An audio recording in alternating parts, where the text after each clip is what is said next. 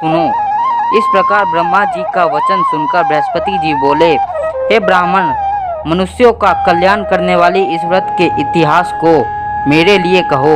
मैं सावधान होकर सुन रहा हूँ। आपकी शरण में आए हुए मुझ पर कृपा करो। ब्रह्मा जी बोले, प्राचीन काल में मनोहर नगर में पीठत नाम का एक अनाथ ब्राह्मण रहता था। वह भगवती दुर्गा का भक्त था।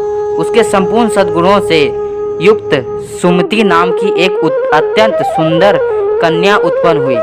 वह कन्या सुमति अपने पिता के घर बाल्यकाल में अपनी सहेलियों के साथ क्रीड़ा करती हुई इस प्रकार बढ़ने लगी, जैसे शुक्ल पक्ष में चंद्रमा की कला बढ़ती है। उसका पिता प्रतिदिन जब दुर्गा की पूजा करके होम किया करता, वह उस समय नियम से वहां उपस्थित रहती।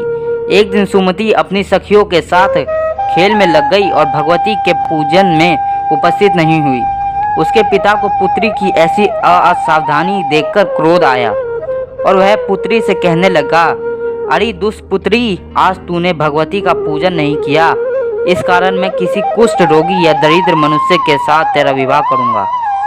पिता का ऐसा वचन सुन सुमति को बड़ा दुख हुआ और पिता से कहने लगी, हे पिताश्री, मैं आपकी कन्या हूँ तथा सब तरह आपके अधीन हूँ। जैसी आपकी इच्छा हो वैसा ही करो। राजा से, कुष्ठी से, दरिद्र से अथवा जिसके साथ चाहो मेरा विवाह कर दो, पर होगा वही जो मेरे भाग्य में लिखा है।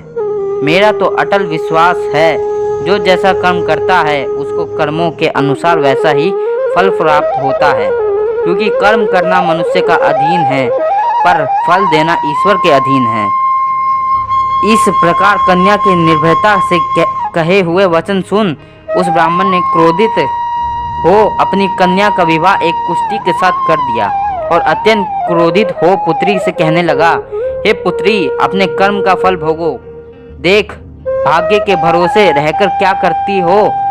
पिता के ऐसे कटु वचनों से को सुन सुमति मन में विचार करने लगी, अहो मेरा बड़ा दुर्भाग्य है जिससे मुझे ऐसा पति मिला। इस तरह अपने दुख का विचार करती हुई वह कन्या अपने पिता के साथ, पति के साथ अपने वन में चली गई और डरावने कुशयुक्त और निर्जन वन में उन्होंने वह रात बड़े कष्ट से व्यतीत की। उस गरीब बालिका की ऐसी दशा देख देवी भगवती ने पूर्व पुण्य के प्रभाव से प्रकट हो